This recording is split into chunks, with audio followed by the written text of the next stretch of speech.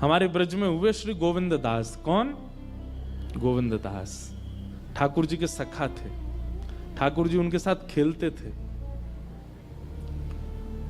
तो गोविंद दास एक बार क्या हुआ कि ठाकुर जी की प्रसादी सिद्ध हुई रसोई घर में, और रसोई घर में प्रसादी बड़े नियम से सिद्ध होती है, मुंह पे कपड़ा बांध करके और बिल्कुल अपरस में रसोईया सिद्ध करते हैं प्रसादी मंदिरों में।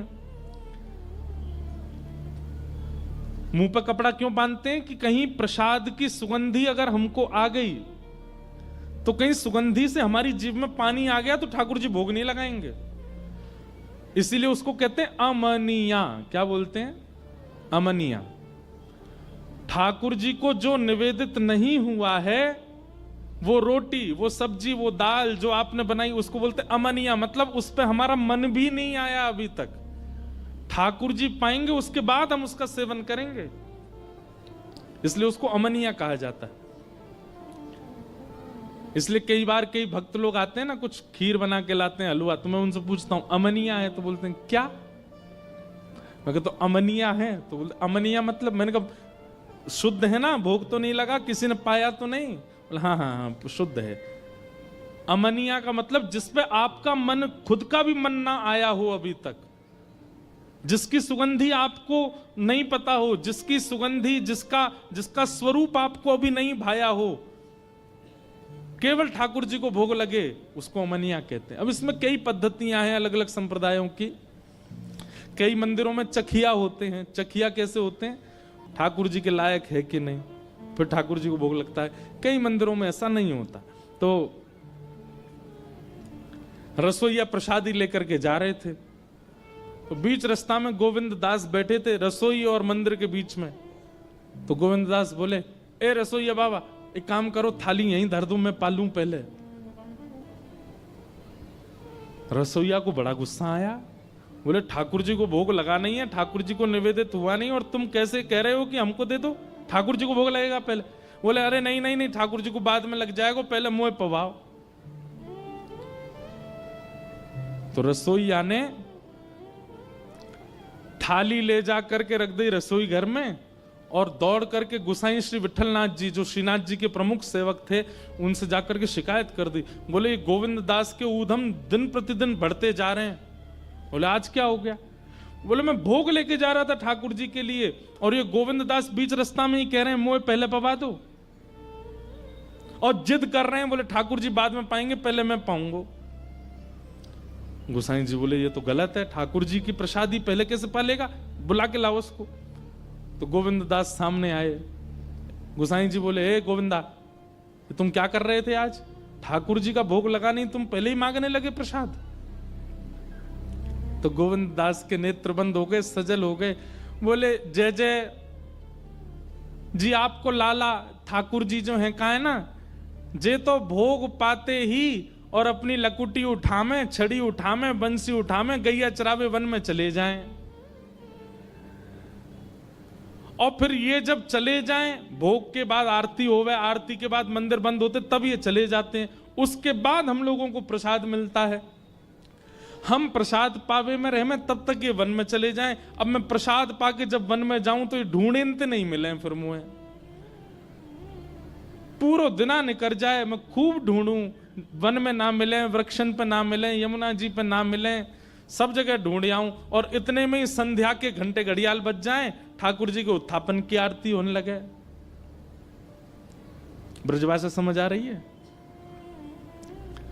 हमारे ब्रज में एक रीति है कि 12 साढ़े 12 बजे सारे मंदिर बंद हो जाते हैं, और फिर शाम को 4:30 5 बजे खुलते हैं। मैंने कितनी बार कथा में कहा है, ठाकुर जी सोते नहीं है, ठाकुर जी गैया चराने गए हैं वन में, इसलिए मंदिर बंद होते हैं। बिहारी जी, राधा रमण जी, राधा वल्लभ जी, सारे मंदिर बंद होते हैं दोपहर में। क्यों? ठाकुर जी गैया चरावे गए हैं।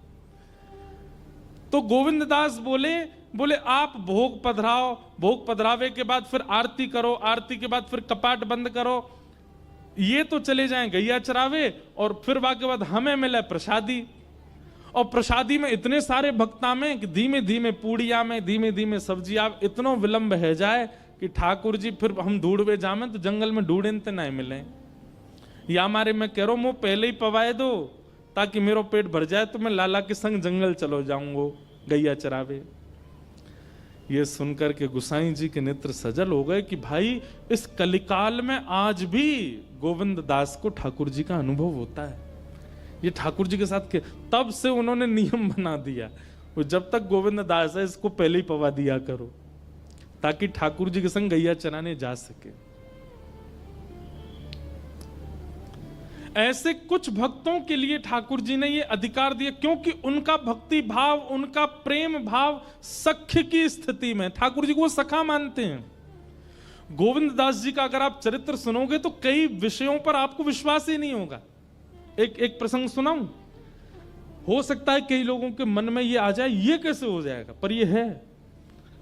गोविंद दास एक दिन सुबह सुबह जंगल में शौच के लिए गए थे। शौच समझ रहे हैं ना, तब बाथरूम तो होते नहीं थे, जंगलों में ही जाते थे लोग। सुबह सुबह शौच के लिए गए तो गोविंद दास को इतना प्रिय मानते थे ठाकुर जी, सखा मानते थे अपना। हमारे श्रीनाथ जी को पता चली गोविंदा जंगल गए हो है, ठाकुर जी भी पहुंच गए। अब यहां गोविंद दास निवृत्त हो रहे हैं जंगल में और ठाकुर जी ने देख लिया, अच्छा वहां बैठो है। सो ठाकुर जी बेर तोड़ तोड़ के लाए और पीछे से ऐसे मारने लगे उन्होंने। और गोविंद दास ने देखी कायरो है तो देखे ठाकुर जी तो बेर मार रहे हैं। अब इस बात पर कौन विश्वास करेगा, पर ये लीला है, ठाकुर जी करते थे गोविंद दास के साथ।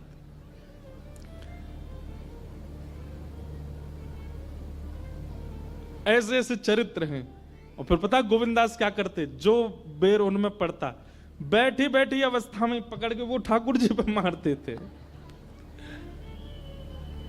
अब सामान्य व्यक्ति देखे तो उसके मन में आ जाएगा राम राम राम राम, अपवित्रता का ध्यान नहीं कर रहे हैं राम ठाकुर जी पे, पर ठाकुर जी उनको सखा मानते हैं अपना। हुआ ऐसा था कि भगवान केवल 11 वर्ष ब्रज में रहे। जब श्री कृष्ण आए तो केवल 11 वर्ष ब्रज में रहे। ठाकुर जी की लीला करने का अभी और मन था, ऊधम करने का अभी और मन था, ठाकुर जी वो ऊधम कर ही नहीं पाए। इसलिए ठाकुर जी कलिकाल में दोबारा श्रीनाथ जी के रूप में प्रकट हुए और फिर प्रकट होकर सूरदास, कुम्मन दास, गोविंद दास, छीत स्वामी और इन सब अष्ट सखाओं के साथ ठाकुर जी ने फिर दोबारा से वही सब क्रीड़ाएं की। उसमें से श्रीदामा का जो रूप, जो ठाकुर जी के मित्र श्रीदामा हैं, वही कलयुग में गोविंद दास बन के आए। तो ठाकुर जी को लज्जा नहीं होती थी। एक लीला ऐसी आती कि एक दिन ठाकुर जी गोविंद दास के ऊपर चढ़ गए और बोले अब घोड़ा बन जा, मुझको शेर करा। तो गोविंद दास ऐसे चल के उनको घोड़ा बन के घूम रहे थे। इतने में गोविंद दास रुक गए। ठाकुर जी बोले का भयो, जय जय नेक उतर जाओ। बोले काय को, मोकू नेक लघु शंका लगी है नेक में चलो जाऊं। ठाकुर जी बोले बाबड़े, कोई घोड़ सवारी करे और घोड़ा को लघु शंका लगे तो घोड़ा बातें बोले कि उतर जाओ, मैं लघु शंका जाऊंगो। गोविंदास बोले ना ना वो तो ना बोले। बोले वो कहा करे, बोले सवारी बैठी रहे वो तो वैसे ही कर ले। बोले तू भी वैसे ही कर। और आप विश्वास नहीं मानेंगे, गोविंद दास ने सोचा कि नहीं नहीं नहीं, मैं ठाकुर जी की सेवा में हूं, मैं पूर्ण रूपेण सेवा में ही रहूंगा। इस वक्त मैं घोड़ा हूं तो मुझे घोड़े का ही भाव रखना है और धोती में ही। और किसी ने यह दृश्य देख लिया और जाकर के गुसाई जी को शिकायत कर दी। बोले गोविंद दास बिल्कुल उसने आचार मर्यादा सब पानी में बहा दी, ऐसे कर रहा था जंगल में। गुसाई जी ने बुलाया तब गोविंद दास ने बताया। बोले जय जय बैठे पीठ पे, मोते बोले अब तू घोड़ा है भैया, कोई घोड़ा के कभी कि भैया उतर जाओ, मैंने जा रहा हूं जंगल झाड़ी है क्या आऊं, घोड़ा तो चल तो फिर तो कर ले या हमारे मैंने कर ले। गुसाई जी ने तब से नियम बना दिए। बोले भाई गोविंद दास की कोई शिकायत मत किया करो मुझसे, उसको सब चीज की छूट है। क्यों, वो ठाकुर जी उसके संग ही रहते हैं। ऐसे सखा श्री गोविंद दास। गोविंद दास जी का एक पद गा देते हैं। बहुत सुंदर सुंदर पद हैं श्री गोविंद दास।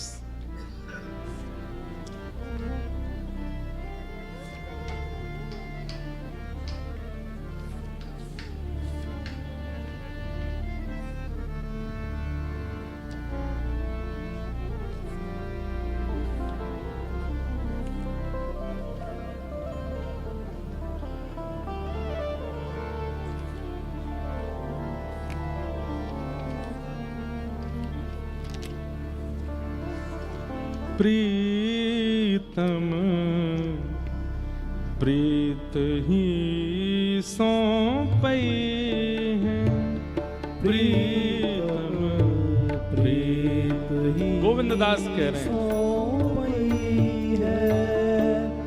हाँ यद्यपि रूप गुण शील सुधरता, यद्यपि गुण शील सुधरता, इन बातन नारि झई हैं। हाँ इन बातन नारि झई है, प्रीतम प्रीत ही सौंपे हैं, प्रीतम प्रीत ही सौंपई है। श्री गोविंद दास कह रहे हैं भले ही आप रूपवान हो, शीलवान हो, गुणवान हो, इनसे ठाकुर जी को नहीं पाओगे। ठाकुर जी को पाने के लिए तो चित्त में प्रेम होना चाहिए, चित्त में सख्य भाव होना चाहिए, ठाकुर जी के प्रति कोई संबंध होगा तो ही ठाकुर जी मिलेंगे, नहीं तो नहीं मिल सकते। भले ही तुम कुछ भी कर लो जीवन में। डंके की चोट पर श्री गोविंद दास कह रहे हैं सतकुल जन्म कर्म शुभ लक्षण, सतकुल जन्म सतकुल जन्म कर्म शुभ लक्षण, सतकुल जन्म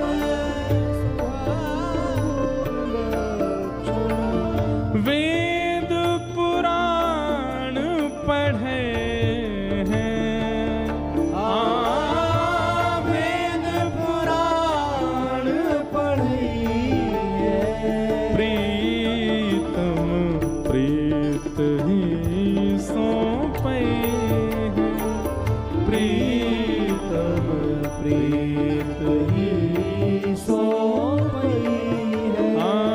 प्रीतम प्रीत ही सौंपे हैं, प्रीतम प्रीत ही सौंपई है। ओ गोविंद प्रभु स्नेह सुवालो, गोविंद प्रभु स्नेह सुवालो, गोविंद प्रभु स्नेह सुवालो, गोविंद प्रभु स्नेह सुवालो, रसना कहाँ जो नचे हैं। रसना धूप गई है, प्रीतम प्रीत ही सौंपे हैं, प्रीतम प्रीत ही सौंपई है। प्रीतम प्रीत ही सौंपे हैं, प्रीतम प्रीत ही सौंपई है। केवल प्रेम प्राप्त करा सकता, मोहन प्रेम बिना नहीं मिलता, चाहे कोटि कर लो उपाय। ऐसे श्री गोविंद दास